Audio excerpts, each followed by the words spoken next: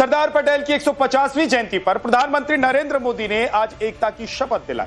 साथ ही साथ उन्होंने कांग्रेस पर जमकर हमला बोला। उन्होंने कहा कि कांग्रेस ने देश को 2 विधान 2 संविधान दिए। उन्होंने कश्मीर का जिक्र किया। साथ ही साथ उन्होंने कहा कि छुआछूत कांग्रेस करती रही है। समाज में, देश में, धर्म के आधार पर कैसे कांग्रेस ने क्या किया, आज प्रधानमंत्री ने देश को बताया। और उन्होंने पटेल से लेकर सुभाष चंद्र बोस तक तमाम ऐसे महापुरुषों के बारे में बताया, नाम गिनवाए जिनके साथ कांग्रेस ने छुआछूत किया। आज इसी मुद्दे पर डिबेट करेंगे, लेकिन सबसे पहले आपको एक रिपोर्ट दें।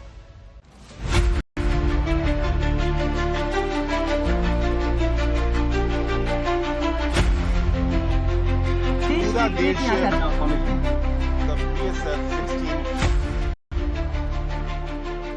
एक तरफ बिहार में एनडीए का चुनावी घोषणा पत्र जारी हो रहा था, दूसरी तरफ सरदार पटेल की जयंती पर पीएम नरेंद्र मोदी ने देशवासियों को राष्ट्रीय एकता की शपथ दिलाई, तो साथ ही देश की संप्रभुता, आतंकवाद और नक्सलवाद से लेकर देश के विभाजन की सीधी जिम्मेदारी कांग्रेस पर थोप दी।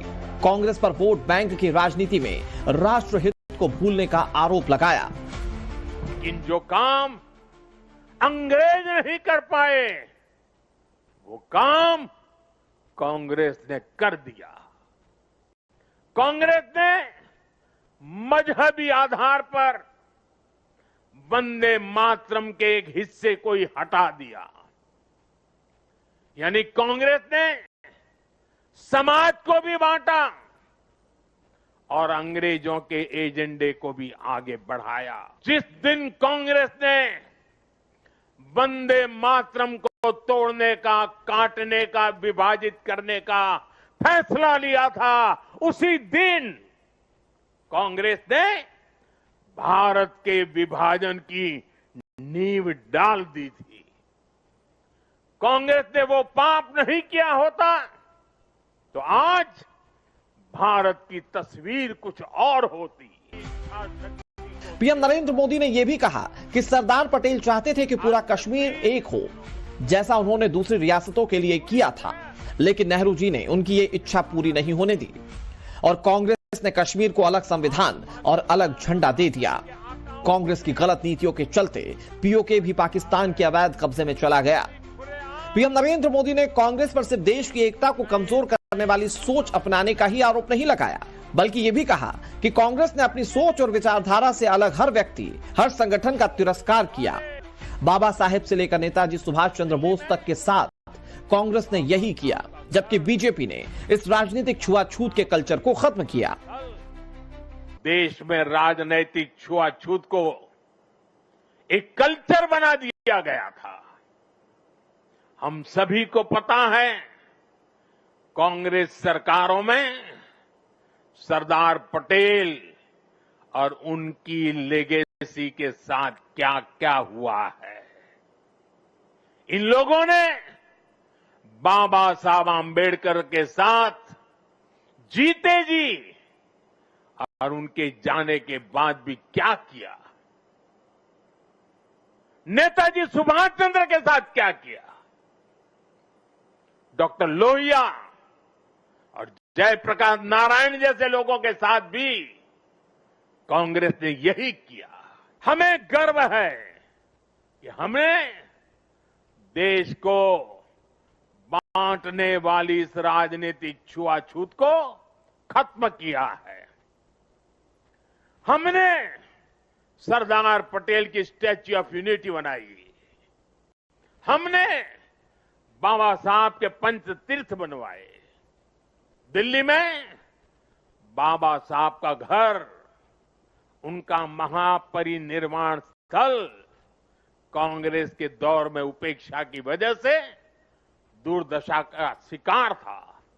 हमने उस पवित्र स्थल को ऐतिहासिक मेमोरियल में बदला है। राष्ट्रीय एकता के इस महापर्व पर पीएम नरेंद्र मोदी ने ऑपरेशन सिंदूर का भी जिक्र किया। कहा कि लौह पुरुष का ये नया भारत अपनी सुरक्षा और सम्मान से कभी समझौता नहीं करता। तो क्या पीएम नरेंद्र मोदी का ये बयान राहुल गांधी के उन आरोपों का जवाब है जिसमें राहुल ने इंदिरा गांधी का जिक्र कर पीएम नरेंद्र मोदी पर हमला बोला था। जो यहाँ पे बुजुर्ग लोग हैं, 1971 में बांग्लादेश लड़ाई में अमेरिका ने अपना एयरक्राफ्ट कैरियर भेजा, 7th फ्लीट थी उनकी, उन्होंने अपनी नेवी भेजी हिंदुस्तान को धमकाने के लिए, डराने के लिए। इंदिरा गांधी जी प्रधानमंत्री थी, उन्होंने कहा आपकी नेवी से हम नहीं डरते, आपको जो करना है करो, हमें जो करना है हम करेंगे। ऐसे प्रधानमंत्री होते हैं। वो महिला थी, इंदिरा गांधी जी महिला थी, मगर इस मर्द से ज्यादा दम उस महिला में थी।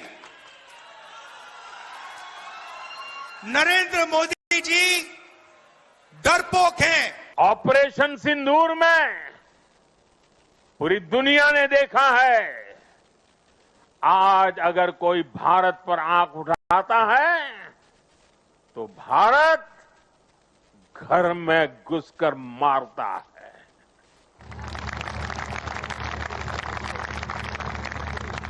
हर बार भारत का जवाब पहले से बड़ा होता है, पहले से ज्यादा निर्णायक होता है। ये भारत के दुश्मनों के लिए एक संदेश भी है। ये लौह पुरुष सरदार पटेल का भारत है। ये अपनी सुरक्षा और सम्मान से कभी भी समझौता नहीं करता। सवाल है कि क्या कांग्रेस ने वोट बैंक की राजनीति के सामने राष्ट्रहित से समझौता किया? क्या कांग्रेस और पिछली सरकार के लिए राष्ट्रहित से ज्यादा वोट बैंक सर्वोपरि रहा है? Bureau report, times now, Navbharat. तो कांग्रेस ने क्या राजनीतिक छुआछूत की और इसकी वजह से समाज बटा, देश बटा? क्या यह गलत है कि कांग्रेस की वजह से कश्मीर पूरा नहीं आ पाया भारत के पास? क्या यह सवाल नहीं बनता है कि कश्मीर को अलग से विधान और संविधान क्यों दिए गए? क्या कांग्रेस महापुरुषों को भूल गई और जिन महापुरुषों को कांग्रेस भूल गए उनका मान सम्मान वापस और गौरव वापस बीजेपी दिला रही है? आज इसी मुद्दे पर हम बात करने वाले हैं। हमारे साथ तमाम मेहमान हैं, उनके पास मैं चलूं, आपका परिचय उनसे करवा देता हूं। आज कौन कौन है हमारे साथ बीजेपी से डॉक्टर कौशल कांत मिश्रा जी हैं, प्रोफेसर अवनिजेश अवस्थी जी हमारे साथ हैं, पॉलिटिकल एनालिस्ट ओम जी उपाध्याय इतिहासकार हमारे साथ हैं, संदीप त्रिपाठी जी कांग्रेस से हमारे साथ हैं, हाफिज नूर अहमद अजहरी साहब हमारे साथ हैं, स्टेट प्रेसिडेंट हैं AIMPLB के, और डॉक्टर सतीश प्रकाश हमारे साथ दलित चिंतक कुछ ही देर में जुड़ जाएंगे। आप सभी का बहुत बहुत स्वागत है। ओम जी उपाध्याय, आज मैं आपसे शुरू कर रहा हूं क्योंकि प्रधानमंत्री ने बहुत सारे आरोप कांग्रेस पर आज लगाए हैं, राजनीतिक छुआछूत के आरोप लगाए हैं। कश्मीर को भारत अगर पूरा मिल जाता, पटेल जैसा चाह रहे थे, लेकिन कांग्रेस की नीति रणनीति की वजह से क्या कश्मीर पूरा नहीं मिला भारत को? कश्मीर का विधान संविधान अगर अलग हुआ तो उसके पीछे भी कांग्रेस रही। अगर वंदे मातरम में से उसके कुछ हिस्से, कुछ छंद हटाने पड़ गए तो उसकी वजह यह थी कि कुछ मुस्लिम संगठन, कुछ मुस्लिम समुदाय के लोग मांग कर रहे थे और कांग्रेस ने उसमें भी हिंदू मुसलमान देख लिया। ओम जी उपाध्याय जी, मैं आपके अंतिम बात से ही शुरू करूं। 1937 की घटना है, लीग और जिन्ना। ये जिन्ना चूंकि उनका चेहरा उस समय बन चुके थे और ये मांग कर रहे थे कि कुछ हिस्से, 2 छंद उस समय हटाए गए थे। जब हटाए गए छंद में प्रयास करके मैं भी ढूंढ नहीं पाया हूं, लेकिन ये विवरण जरूर मिलता है कि जो छंद हटाए गए उसमें मां दुर्गा की स्तुति की गई थी बहुत, और उसको भारत माता से समीकृत किया गया था। जब एक पंक्ति तो अभी भी, विद्यानाथ जी, तुम्हें दुर्गा दस प्राण धारिणी, मां भारत और भारत माता और मां दुर्गा को एकीकृत तो किया ही जा रहा है। और ये उस समय का एक घटना नहीं है। 1875 में बंकिम ने लिखा था, 1882 में प्रकाशित हुआ था। बेसिकली 1857 के बाद इस देश में सांस्कृतिक राष्ट्रवाद की जो धारा पनपी, उसको कुछ खास लोगों ने बहुत ठीक तरीके से साइडलाइन किया, उसको हाशिए पे डाला या उसको कुंद करने का प्रयास किया। वो केवल एक घटना नहीं थी जब धर्म और राष्ट्र मिलकर एक प्राण होता हुआ हमको दिखाई दे रहा है। 1892 में जब 3 दिन ध्यान करके स्वामी विवेकानंद उठते हैं तो उनसे भी जब पूछा जाता है तो यही कहते हैं वो कि मैंने देखा इस ध्यान में कि भारत माता और मां जगदम्बा में कोई अंतर नहीं है। मैंने देखा कि इस देश के शोषितों, पीड़ितों, वंचितों, दलितों की सेवा करने में और अपने धर्म की सेवा करने में कोई अंतर नहीं है।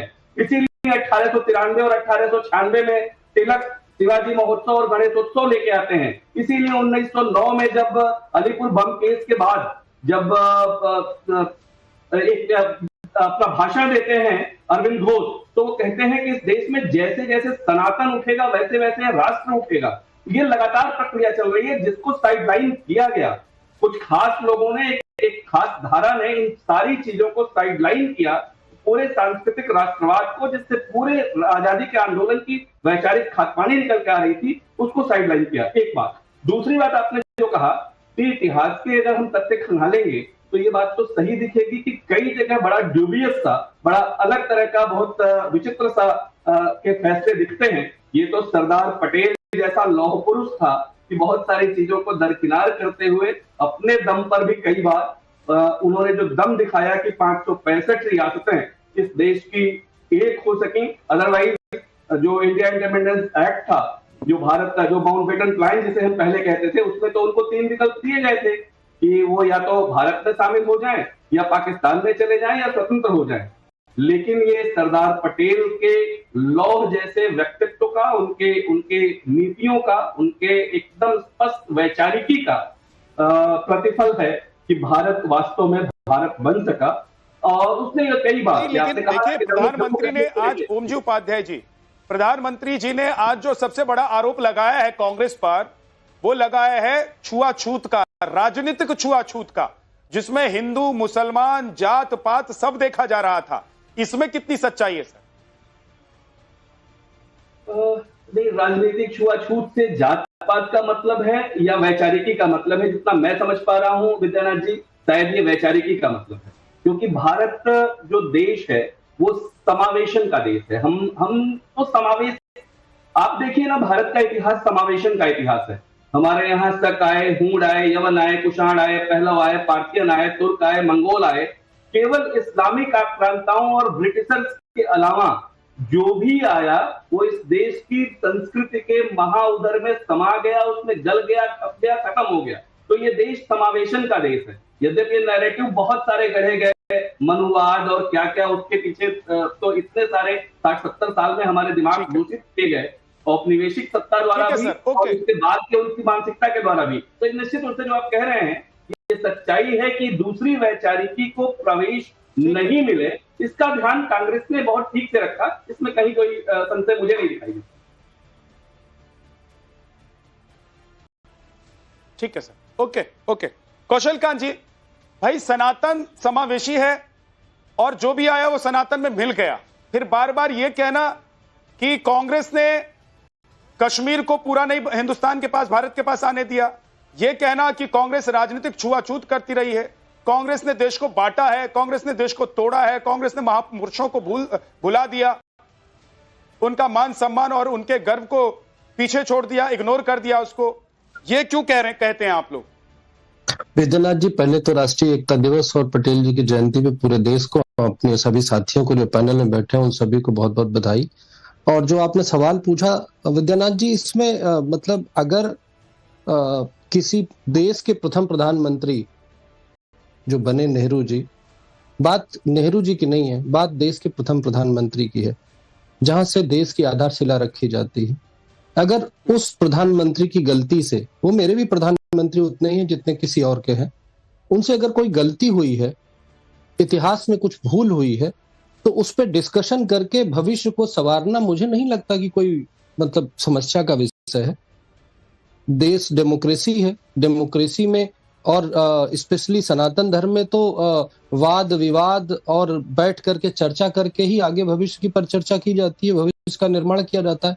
तो मुझे लगता है कि अगर कोई देश के पहले प्रधानमंत्री, यानी इत्तेफाक से वो नेहरू जी थे, तो उनसे अगर कोई गलती हुई तो उस पर डिस्कशन करना मुझे लगता है कि कोई गलत बात नहीं है। उसमें वाद और विवाद पक्ष, दो पक्ष हो सकते हैं, उसमें कोई कुछ भी गलत नहीं लगता मेरे को। आप ये सोचिए ना कि देश में कश्मीर ही एक ऐसी रियासत थी जो इनके पास थी, नेहरू जी को जिन्होंने कहा था कि वो जोड़ेंगे। बाकी 550 से ज्यादा रियासतें पटेल जी थी के पास थी, उन्होंने सब जोड़ दी। इसके अलावा आप देखिए, चाचा नेहरू उनको कहा जाता था, पर लौह पुरुष देश का किसको कहा जाता था? वल्लभ भाई पटेल को कहा जाता था। तो इसमें भारतीय जनता पार्टी का कोई रोल नहीं है, देश का रोल है कि कौन किसको लौह पुरुष बोलता है। जब देश का निर्माण हो रहा होता, जब देश की आधारशिला रखी जाती, तो उस समय जो लौह पुरुष होता है उसका ज्यादा योगदान माना जाएगा। यानी उसने कुछ ऐसा काम किया जिससे कि पूरे भारत में उनको लौह पुरुष कहा गया। चाचा नेहरू नाम बहुत अच्छी बात है, पर चाचा नेहरू कहे क्यों गए? शांति के कबूतर उड़ाने पे चाचा नेहरू, गुलाब का फूल लगाने पे चाचा नेहरू, ये डिप्लोमेसी। राजनीतिक छुआछूत की बात कहां से आ गई? क्या बिहार में चुनाव है इसलिए आप लोग राजनीतिक छुआछूत, उसका एक सबसे बांटना काटना की बात कर रहे हैं? राजनीतिक छुआछूत की बात इसलिए आ गई, राजनीतिक छुआछूत इसलिए कहा जा रहा है क्योंकि एक वोट बैंक के नाम पर बाकी सारे दूसरे जो लोग हैं, यानी कि मैं सीधे सीधे खुल के कहता हूं, वोट बैंक मुस्लिम है और नॉन मुस्लिम जितने भी हैं उन सब के साथ जो व्यवहार किया जा रहा है उसको राजनीतिक छुआछूत कहा जाएगा। और इसका एक सबसे बड़ा एग्जाम्पल देखिए, जब कश्मीर से 69 के बाद कश्मीर से हिंदुओं का पलायन शुरू हुआ था तो उसको क्या कहा गया था? कश्मीरी पंडितों का पलायन। ये क्या है? राजनीतिक छुआछूत का ही एग्जाम्पल तो है। क्या कश्मीर में केवल पंडित रहते थे? नहीं, पर उसको राजनीतिक तौर पे करेक्ट कराने के लिए उसमें सिर्फ पंडित को टारगेट किया गया, जबकि वहां से सारे हिंदू पलायित हुए। अब वहां पे कोई नहीं हिंदू बचा, और जब धारा 370 खत्म हुई तो वहां पे हिंदू स्थापित किए जा रहे हैं, पंडित नहीं स्थापित किए जा रहे, पर उसको बड़े ही आसानी से किस तरह से रखा गया आपने देखा। दूसरा, एक आखिरी बात जो सबसे बड़ी चेंज है, आप देखिए जहां पर भी सनातन विद्यानाथ जी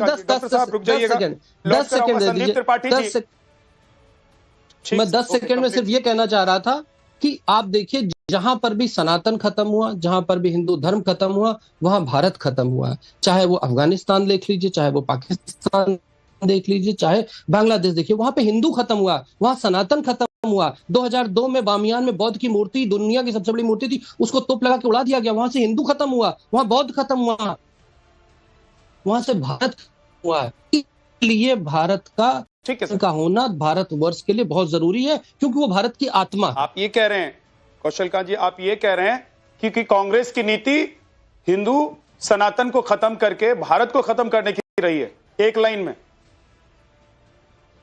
जी हाँ, बिल्कुल कह सकते हैं, क्योंकि आप बताइए, जब देश आजाद हुआ था तो अंबेडकर साहब ने कहा था संस्कृत को राष्ट्रभाषा होना चाहिए। संस्कृत कमीशन 1955 में बनाया गया। उसके बाद मंदिरों को जोड़ने के लिए 1961 में मंदिर जोड़ने के लिए कमीशन बनाया गया। वो दोनों कमीशन की रिपोर्ट डस्टबिन में क्यों पड़ी हुई है? उसके ऊपर कोई कार्रवाई क्यों नहीं की गई? उस सनातन का उत्थान क्यों नहीं किया गया? जब संगीत भाषा संस्कृत की बात, उसके ऊपर अभी तक कोई भी कार्रवाई क्यों नहीं की गई? कांग्रेस जवाब दीजिए।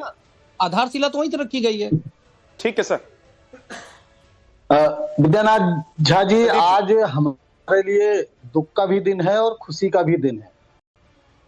जैसा कि सभी देशवासी जानते हैं कि आज के ही दिन ये जो दक्षिणपंथी लोग हैं, इनकी सोच से आए हुए लोगों ने इंदिरा जी की हत्या की थी। आज उनको शहादत मिली थी, मैं उनको भी श्रद्धांजलि देता हूं। और खुशी का दिन है कि हमारे जो है लौह पुरुष सरदार पटेल जी का जो है आज इंदिरा जी की हत्या किसने की थी? अब सर इनको वर्सेस मत चलाइए, रिक्वेस्ट है। अगर एक करना है तो मैं डिबेट छोड़ दूंगा। नहीं संदीप जी, मुझे बताइए इंदिरा जी की हत्या किसने की थी? नहीं, आप बोलिए डॉक्टर साहब, रुक जाइए, एक बार उनको बोलने दीजिए, उसके बाद आप बोलिएगा। डॉक्टर साहब, उनको एक बार कंप्लीट करने दीजिए, उसके बाद बोलिएगा। बोलिए। आज जो है डोंट वरी संदीप जी, मैं हूं यहाँ। सरदार पटेल, आप बोलिए, कंप्लीट कीजिए। सरदार पटेल जी की जयंती है, उनको भी मैं श्रद्धांजलि देता हूं। और हमारे उत्तर प्रदेश के एक बहुत बड़ा नाम माननीय राजा भैया रघुराज प्रताप सिंह, जहां का मैं भी रहने वाला हूं, उनका भी आज जन्मदिन है, उनको भी शुभकामनाएं मैं देता हूं। विषय देखिए सर, अभी डिबेट में ही सरदार पटेल जी को याद किया गया। इंदिरा जी को देश की पहली महिला प्रधानमंत्री थी। पाकिस्तान के 2 टुकड़े, पाकिस्तान कर रहे थे, उसके 2 टुकड़े वालों को श्रद्धांजलि अर्पित करने में इनको शर्म लग रही थी। ये होता है छुआछूत, ये होती है कैसे आप किस तरीके से कैटेगराइज करते हो। देश की प्रधानमंत्री थी, कांग्रेस की प्रधानमंत्री थी क्या? और सरदार पटेल जी भी अगर आप बात करते हो तो वो भी कांग्रेस से आए थे, और आरएसएस आपके पितामह पर बैन लगाया था, कहा था आतंकी संगठन है। तीसरी चीज, एक बात अभी वंदे मातरम की आ रही है सर। वंदे मातरम से अगर भारतीय जनता पार्टी और आरएसएस को बहुत प्रेम है तो भाई आप अपना राष्ट्रीय गीत, जैसे राष्ट्रीय गीत है ना, तो नमस्ते वत्सले को 1940 में आपको लाने की क्यों जरूरत पड़ती है? उसके पहले आपका जो है 39 में आप लेके आते हैं। उसके पहले तो आपका एक मराठी गीत हुआ करता था जो संघ में आप गाते थे। अगर आपको राष्ट्रीय गीत इतना, वंदे मातरम से इतनी मोहब्बत, इतना प्रेम है, तो संघ को इस गीत को अपनाने में क्या दिक्कत थी? और आप सवाल हम पे खड़े कर रहे हो। अभी किसी साथी ने कहा कि उसको गीत नहीं मिला था, मैं बता देता हूं उसमें क्या लाइनें थी। उसमें दुर्गा जी की स्तुति की गई थी, लक्ष्मी जी को कमल पर बैठाल कर बताया गया था, जो हटाया गया पार्ट, जो बताया जाता है हटाया गया 1937 में, वो भी कांग्रेस के अधिवेशन में। मतलब राष्ट्रीय गीत तब बना भी नहीं था। क्यों हटा दिया? अरे तब राष्ट्रीय गीत बना था, राष्ट्रीय गीत बना था 1937। क्यों हटा दिया था सर? अरे सर, हमारी पार्टी तो हटा क्यों दिया था? बहुत अच्छी बात है संदीप जी, आप ये बता रहे हैं देश को कि हाँ 1937 के अधिवेशन में, कांग्रेस के अधिवेशन में कुछ लाइनें हटा दी गई थी, कुछ पंक्तियां हटा दी गई थी। क्यों हटा दी गई थी वो भी बताइए। तो ये बता रहे हैं, पहले सुन तो लीजिए, पहले सुनिए, उसके बाद आप बोलिए। हम बुरी बात हो जाएगी, आपकी बात का आंसर अपने आप आ जाएगा। हम ये कह रहे हैं कि हम जिस चीज को लेके आए, हम 1896 से कोई गीत गा रहे थे और आज भी हम उसको गा रहे थे। हमने सिर्फ ये कहा कि ऑफिशियल, कांग्रेस के ऑफिशियल कार्यक्रम में हम इन गीतों को, क्योंकि वो धर्म का प्रतिनिधित्व करती है, धार्मिक चीजें हैं, इस वजह से हम इसको, हम राष्ट्र के कौन से धर्म का करेंगे, क्योंकि हम सेकुलर राष्ट्र है। सेकुलर राष्ट्र सर, सेकुलर राष्ट्र तो कौन से धर्म का? सेकुलर राष्ट्र सर, तो ऐसे तो बाबा साहब अम्बेडकर के संविधान को भी हटा दीजिए। आजादी के पहले ऐसे बाबा साहेब अम्बेडकर के संविधान को भी हटा दीजिए। विद्यानाथ जी, बताओ कहां से आया ये? उसमें भी हिंदू देवी देवताओं की मूर्ति है। विद्यानाथ जी, मैं बता दे रहा हूँ, सुनिए, मैं बता दे रहा हूँ, नहीं जवाब आपको देंगे। मैं बता दे रहा हूँ संदीप जी, मैं बता दे रहा हूँ, उसमें से आप लोगों ने कुछ छंद इसलिए हटा दिए क्योंकि मुस्लिम संगठनों ने उसका विरोध किया था, और आपको हिंदू संगठन से ज्यादा मुस्लिम संगठन प्यारे थे। आप लोगों ने कश्मीर को इसलिए अलग संविधान, अलग विधान दिया क्योंकि आप लोगों को मुस्लिम राजनीति करनी थी देश में। कश्मीरी पंडित कश्मीर से भगा दिए गए, आप लोग कुछ नहीं कर पाए, या आप लोगों ने कुछ नहीं किया, हाथ पर हाथ धरे बैठे रहे, क्योंकि आप लोगों को मुसलमानों की राजनीति करनी थी। श्यामा प्रसाद मुखर्जी की मूर्ति बनाओ, बात चाहिए कांग्रेसी। सर बात बता रहे तो पूरी बताइए। सर जितने में आपका एजेंडा सेट होता है इतनी बात मत बताइए संदीप जी, मैं आपको सुन रहा था। संदीप जी एक छोटा सा सवाल, देश आजादी के पहले था सेकुलर, आप लोगों ने राजनीतिक छुआछूत की वजह से वंदे मातरम में से कुछ छंद हटा दिए थे, जिसमें माँ दुर्गा, माँ लक्ष्मी थी, उसको आपने इसलिए हटा दिया था संदीप जी क्योंकि आप लोगों को इस बात का डर था कि आप लोगों को लग रहा था कि मुसलमान अगर बुरा मान जाएंगे तो हमारा वोट बैंक कट जाएगा, और वोट बैंक के चक्कर में आप लोगों ने देश को धर्म में बांटा, जात में बांटा, पात में बांटा, राज्य में बांटा। पहले सुनिएगा, रुक जाइए, कौशल कांत जी जवाब देना चाहते हैं, 20 सेकंड में जवाब दीजिए। जब भारत आजाद नहीं हुआ था, क्योंकि वो संघ पर भी सवाल कर रहे हैं, संदीप जी संघ पर भी सवाल कर रहे हैं। मैं तो सिर्फ ये कह रहा हूं कि देश, भारत देश, मैं बस सिर्फ ये पूछना चाहता हूं, इन्होंने कहा 1937 में बदलाव किया गया था, 1937 में क्या हमारा भारत देश सेकुलर राष्ट्र था? सेकुलरिज्म का झंडा लेकर के इमरजेंसी में इंदिरा गांधी जी ने सत्यानाश किया था, अदरवाइज हमारा देश बिना लिखे सेकुलर राष्ट्र था। सनातन अपने आप में सेकुलर है, इतनी सारी सभ्यताओं को अपने में समाहित कर लेने वाला सनातन अपने आप में सेकुलर है। और 1937 में जब ये बदलने की बात कर रहे हैं, उस समय हमारा देश कोई सेकुलर राष्ट्र नहीं था, कोई भी सेकुलर राष्ट्र नहीं था, हिंदू धर्म अपने आप में सेकुलर। अरे सुन तो लीजिए महाराज, संविधान में हमारे हनुमान जी की मूर्ति है। अगर 1937 में अगर भारत सेकुलर राष्ट्र था तो 1947 में भारत का बंटवारा क्यों हो गया भाई? पाकिस्तान का बना दिया। 1947 में भारत का बंटवारा क्यों हो गया? क्यों मान लिया? क्यों पाकिस्तान बना दिया? क्यों एक धर्म के लिए अलग देश आप लोगों ने दे दिया? बोलते ना सेकुलर देश है, सेकुलर कंट्री है, यहाँ बंटवारा नहीं होगा, ये देश टूटेगा नहीं, कश्मीर का एक हिस्सा तुमको नहीं देंगे, कश्मीर में अलग संविधान, अलग विधान नहीं बनाएंगे, एक देश एक संविधान एक विधान होगा। 370 क्यों लेकर आए थे? 370 क्यों लेकर आए थे कश्मीर में? क्योंकि आप लोगों को छुआछूत की राजनीति करनी थी सर। मानिए संदीप जी, मान लीजिए, विजय अवस्थी जी, विजय अवस्थी जी रुक जाइए सर, मैं लौट कर आऊंगा संदीप जी रुक जाइए। अब विजय अवस्थी जी, उन्होंने बहुत सारे आरोप संघ पर लगाए हैं। संदीप त्रिपाठी ने बहुत सारे आरोप संघ पर लगाए हैं। वो कह रहे हैं कि भाई आप लोग तो वैसे भी अलग झंडा, अलग गीत, अलग गान लेकर चलते हैं, तो भाई इसका भी बना लेते, पूरा वंदे मातरम गाते संघ की शाखाओं में, कोई रोक थोड़ी ना रहा था आप लोगों को। विद्यानाथ जी, पहली बात तो ये कि जो आज प्रधानमंत्री नरेंद्र मोदी जी ने कहा है, कांग्रेस को, अगर कांग्रेस, हालांकि वो वादी तो है नहीं जो 1937 में थी, जो 1947 तक थी, जो 1950-67 तक थी, लेकिन उसके बावजूद अगर कहती है वो कि हम 100-150 साल पुरानी, 140 साल पुरानी पार्टी हैं, तो उसको जवाब देना चाहिए कि एक जिन्ना के कहने पर वंदे मातरम का गीत, वंदे मातरम जो कांग्रेस अधिवेशन में गाया जाता था, उसके कुछ छंद क्यों हटा दिए? जवाब तो देना। कौन झुका था? किसने सरेंडर किया था? है ना, ये सरेंडर की परंपरा तो उस समय से है। लड़ाई और तुम भैया देखो विद्यानाथ जी, जो लोग ये कहते हैं कि मैं बीच में नहीं बोलता, उनको बीच में मत बोलने दीजिए। बीच में मत बोलिए संदीप जी, आप बोल रहे थे तो मैंने दूसरे पैनलिस्टों को भी रोका था, आप भी मत बोलिए बीच में। डेकोरम को खराब मत कीजिए सर, प्लीज रिक्वेस्ट कर रहा हूं। नहीं तो मुझे आवाज डाउन करनी पड़ती है, अच्छा नहीं लगता है सर कि पैनल में आप लोग बैठे होते हैं, बोल रहे होते हैं, आप लोगों की आवाज नीचे करनी पड़ती है। बोलिए अनिजेश सर, बोलिए। विद्यानाथ जी, इस बात का जवाब दिया जाना चाहिए कि नहीं, कि किसके दिमाग में वो संकीर्णता थी, धार्मिक संकीर्णता थी। वो वंदे मातरम, जिस वंदे मातरम के गीत को गा करके हजारों जो स्वतंत्रता सेनानी थे तो फांसी पर चढ़ते थे, उस वंदे मातरम को गा करके एक जिन्ना के कहने पर सरेंडर कर दिया पूरी की पूरी कांग्रेस पार्टी ने। सरेंडर की पद्धति तो तब से शुरू कर दी थी। आज जो कहते हैं कि पाकिस्तान के 2 टुकड़े किए, उससे पहले जवाब देना चाहिए कि हिंदुस्तान के 2 टुकड़े किसने किए थे? हिंदुस्तान के 2 टुकड़े किसने किए थे? इस बात का जवाब दो। और बात तो सही है कि दो टुकड़े बांग्लादेश बना या नहीं बना, उससे मतलब नहीं है, लेकिन बात महत्वपूर्ण यह है कि जहां तक हम पहुंचे थे वो फौज पहुंची थी, और 1972 के शिमला समझौते में किसने वो सारी की सारी जमीन वापस दे दी? 93,000 वापस दे दिए। अपने 54 प्रिजनर्स वार भी वापस नहीं लेके आए। सरेंडर किसने किया था उस समय? कौन सरेंडर कर रहा था उस समय?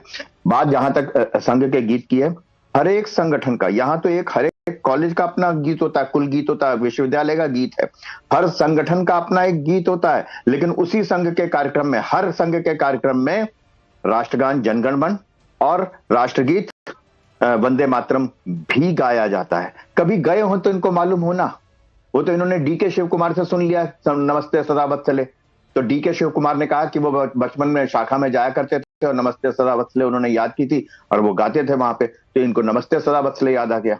ऐसे बहुत सारे लोग हैं, बहुत सारे लोग। तो हर मुख्यमंत्री नहीं बनाया, इसीलिए नहीं बना रहे वो। एक उन्होंने बहुत बड़ी गलती कर दी है कि मैंने नमस्ते सदा वत्सले विधानसभा में कह दिया। तो महत्वपूर्ण बात तो ये है, हर संगठन का, हर संस्थान का अपना अपना कुल गीत होता है, हर विश्वविद्यालय का अपना कुल गीत है, हर संगठन का अपना गीत है।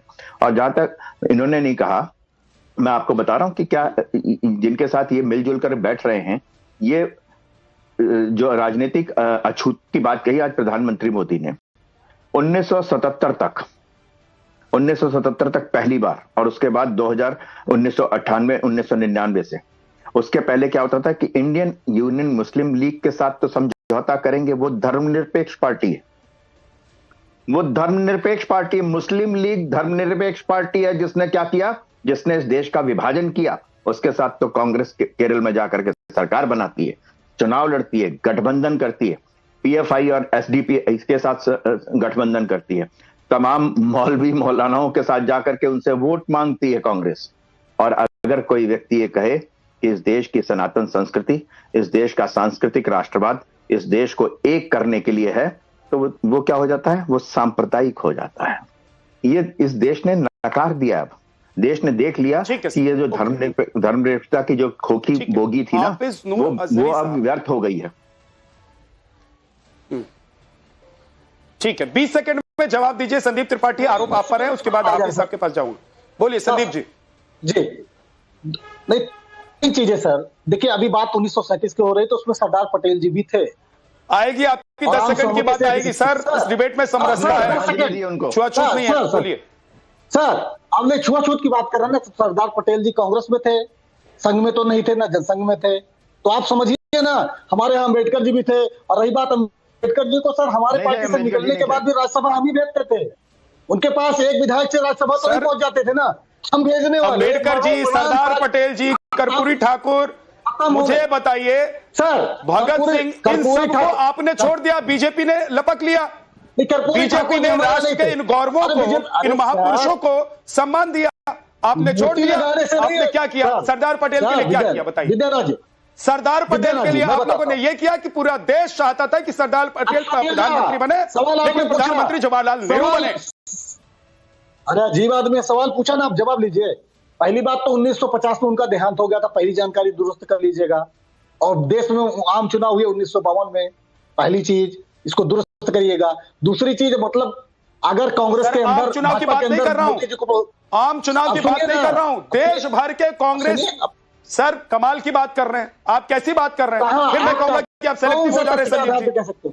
आम चुनाव से पहले कोई देश का प्रधानमंत्री नहीं बना था। आम चुनाव से पहले देश का प्रधानमंत्री कौन बना था? आम चुनाव से पहले देश का प्रधानमंत्री जवाहरलाल नेहरू कैसे बने थे बताइए? बताइए ना, आम चुनाव से पहले जवाहरलाल नेहरू देश के प्रधानमंत्री कैसे बने थे? हम बता रहे, अरे सब बता रहे हैं ना।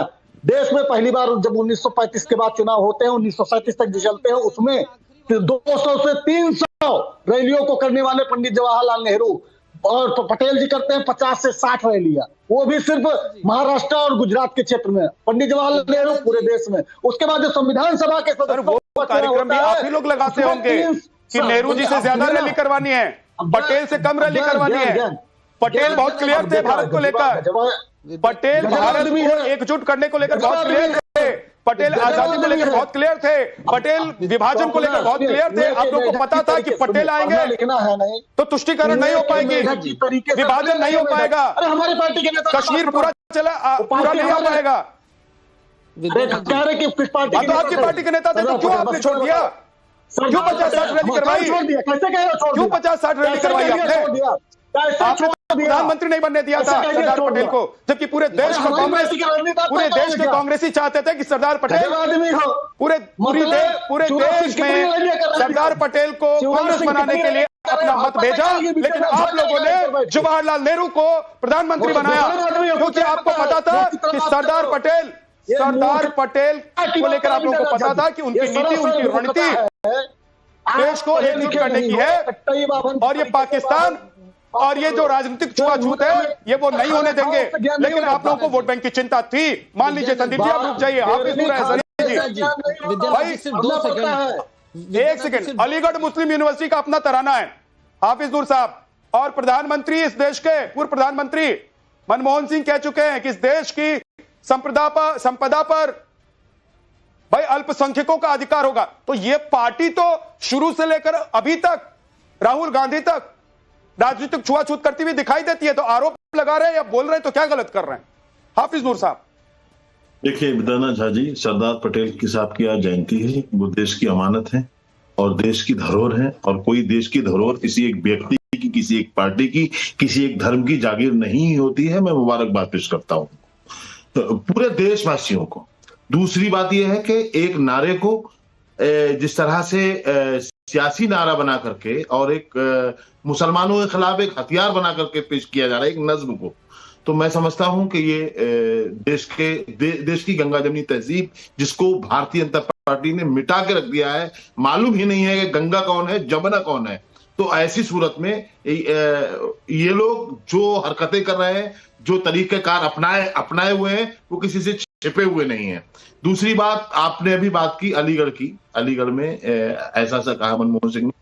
आप लोगों ने हमेशा, देखिए मैं कांग्रेस का प्रवक्ता नहीं हूं और कांग्रेस को कभी वोट नहीं दिया मैंने, मैं बहुत ईमानदारी से कह रहा हूं कि आप खास तौर से आप मीडिया के लोगों ने भी कांग्रेस को निशाना बनाया है, कांग्रेस के खिलाफ बोला है, और आप लोग कांग्रेस के खिलाफ जानबूझ करके बोल रहे हैं। नरेंद्र मोदी जी इतनी बड़ी कुर्सी पर बैठ करके, और जिस तरह से वो राजनीति कर रहे हैं, जिस तरह से उनकी स्पीच है, आए दिन वो इनडायरेक्ट और इनडायरेक्ट मुसलमानों को निशाना बनाने के सिवा कुछ और करते ही नहीं। दलितों के मसीहा बनते हैं, लेकिन दलितों के कत्लेआम पर उनकी जबान खुलती ही नहीं। तो मैं समझता हूं ये जो हो रहा है देश में, जो किया जा रहा है, ये बहुत ज्यादा गलत है। दूसरी बात यह है कि कांग्रेस की अपनी गलतियां हो सकती हैं बंटवारे के वक्त, लेकिन बंटवारे के वक्त किसी एक पार्टी का, एक दल का, एक व्यक्ति का हाथ नहीं था। बंटवारे के वक्त जो भी आज जो बंटवारा हुआ, जो बंटवारे की देन है, ये देश के हालात देश और का हर शख्स उसका जो रही होगी, सबने बैठकर जो सोचा होगा उससे पाकिस्तान निकला होगा।